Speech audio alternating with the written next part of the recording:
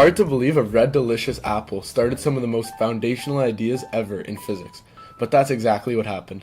Hello everyone and welcome back to Theoretical Thursdays, now available in video format, and today me and Dr. Leach are going to explain Newton's 3 laws of motion. Let's get right into it. Newton's first law states that an object at rest will remain at rest, and an object in motion will remain in motion unless acted on by an external force. So the first part of this statement means that no object will move by itself. For example, an apple sitting on a table will not move. It could just sit there forever, motionless. That is, until a force acts on it. Let's say if someone pushed it, then it would move. This is obvious, but we must be able to explain even the most basic concepts before we can get more intricate.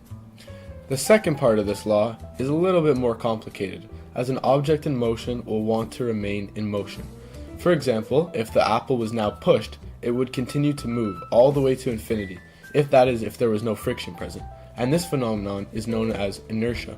One quality of inertia is that it gets larger as the object gets heavier. This makes sense intuitively, as you would have a harder time trying to get a bowling ball to stop moving compared to just an apple. You also may have noticed inertia in your everyday life. Let's say you're driving around in a car and you make a sharp left turn. When you do this, your body feels as though it's being pushed to the right. However, this is just inertia in action, as your body wants to stay in motion, which is its previous direction of going straight ahead.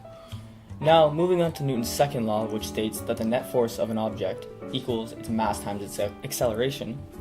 And it's important to note here that when we say net force, this is the sum of all the forces on the object added together as vectors. For example, if a car is sitting on an empty road and its engine is applying a force of 100 newtons to push the car forward. However, Joanna O'Meara, editor of Science Corner, is standing behind the car pulling it back at 100 newtons. These 100 newton forces would cancel each other out as they are in opposite directions, and the net force acting on the car would therefore be 0. If we put this 0 into our equation, the acceleration would also be 0, so the car would not move. However, let's say we stepped on the gas and increased the net force to 150 newtons forward. The car would now accelerate as the net force is no longer 0. Now, if we continued accelerating to 10 kilometers an hour and reduced our forward force back to 100 newtons, the net force would again be 0, and so would our acceleration. This means that instead of stopping the car, it would actually move at a constant velocity of 10 kilometers an hour. Lastly, Newton's third law states that every action has an equal and opposite reaction. For example, if you've ever been unfortunate enough to stub your toe, let's say on a table leg, your toe exerted a force onto the leg, and the leg exerted a force of equal magnitude but opposite direction back onto your toe.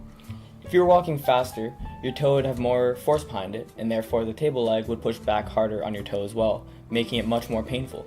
This is also why it would not hurt at all if you lightly tap the table leg, because the force back on your foot would be very light. Another example of Newton's third law would be if you place your phone on a table. The phone would be pulled down with the force of gravity.